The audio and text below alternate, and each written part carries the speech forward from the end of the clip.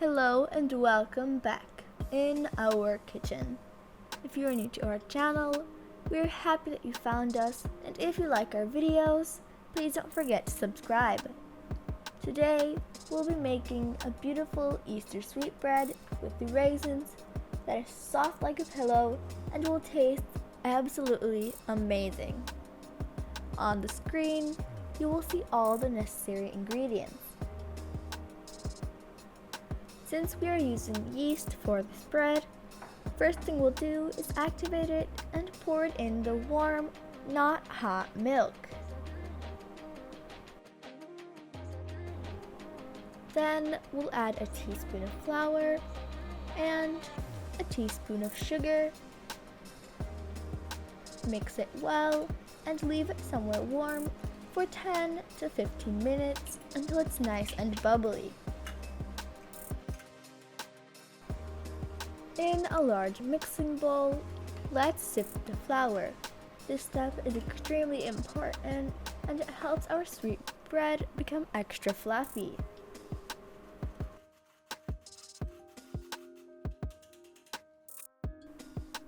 Here is our yeast proofing.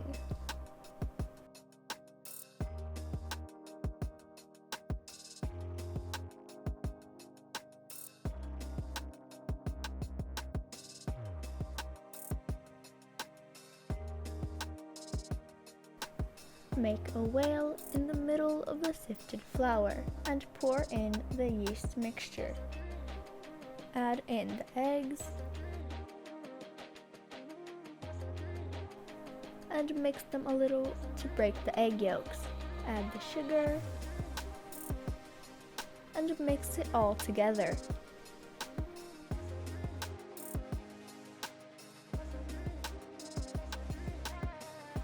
Time to add the rum, the almond extract, and the zest from one orange.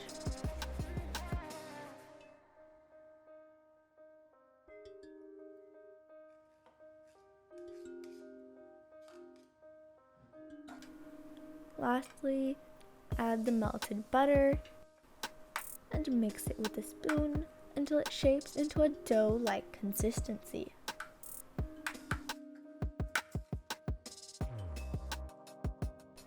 At this point, we can transfer it onto a floured surface and begin the real kneading. This is the most important part of the sweetbread, and we'll knead it well for at least 10 to 15 minutes until it becomes perfectly smooth and elastic.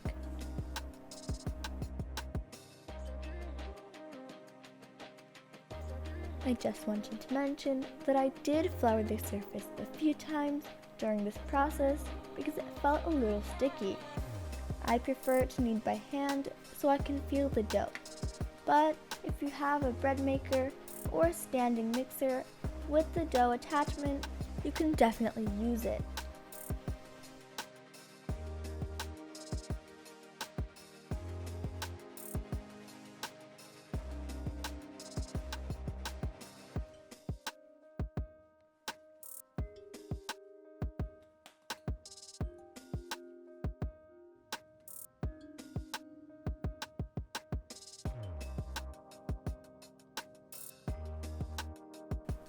Here is our dough, perfectly smooth and ready to proof. Let it sit in the greased and floured bowl, covered with plastic wrap and a kitchen towel, and leave this somewhere warm for about an hour until it doubles its size.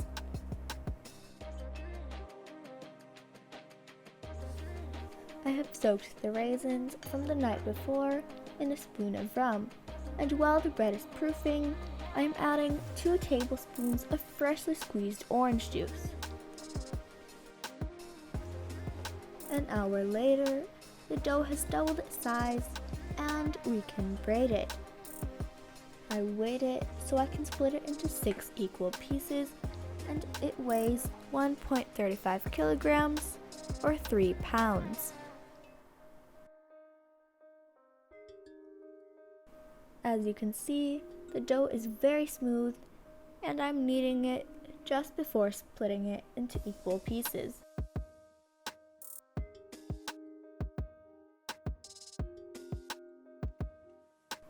Each individual piece is 225 grams or 7.9 ounces. Now it's time to add the raisins. Flatten the piece and place about 2 spoons of raisins. Make sure to drain all the excess liquid before using them. Once you have placed the raisins in it, take both sides and fold them together. Then roll the strand and stretch it with your hands until you have a piece about 50 centimeters or 23 inches.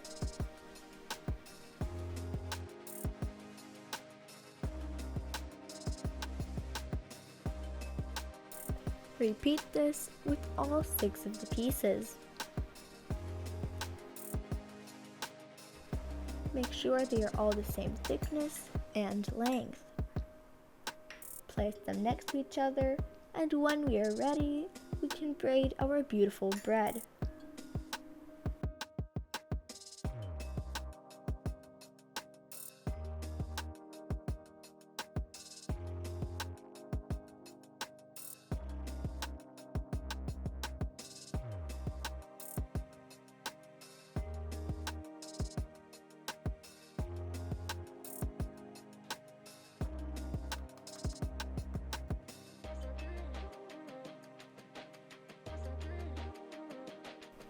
Let's begin the braiding.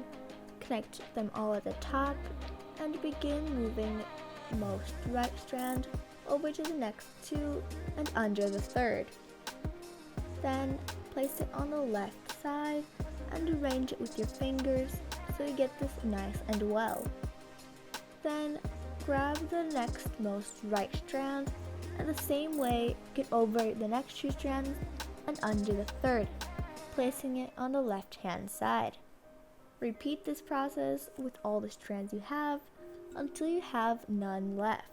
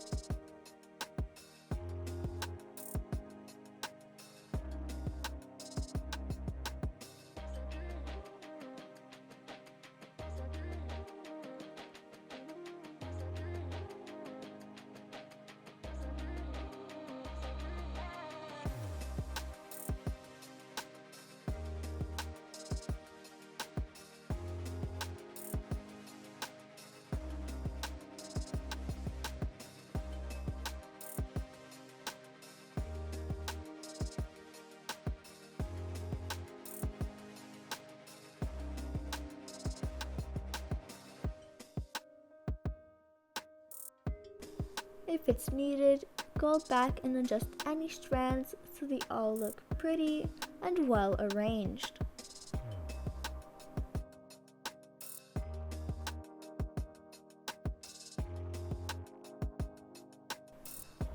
It's ready and looks absolutely stunning.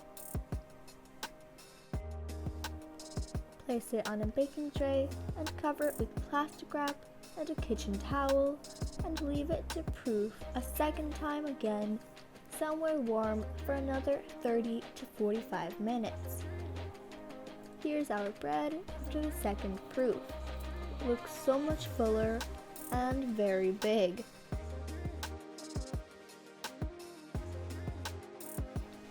Let's make the egg wash with 1 egg yolk and 2 teaspoons of milk.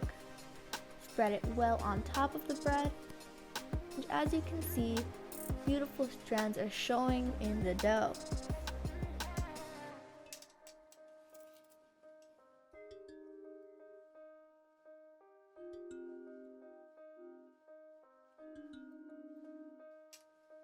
Sprinkle some sugar on top.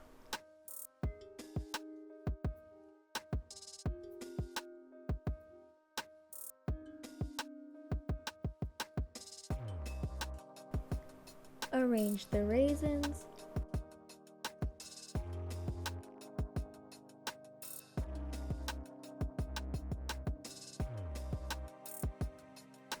and lastly, the sliced almonds. Time to bake it in a preheated oven at 375 degrees for 10 minutes.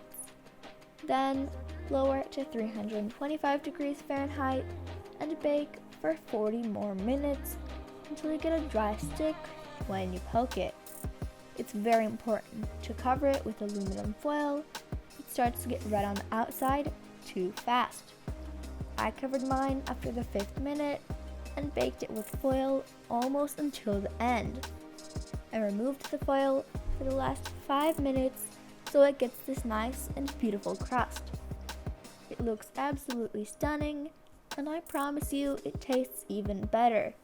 It has the perfect sweetness and texture. And of course, the strands are visible without even cutting it. It looks so perfect, I'm not ready to break it.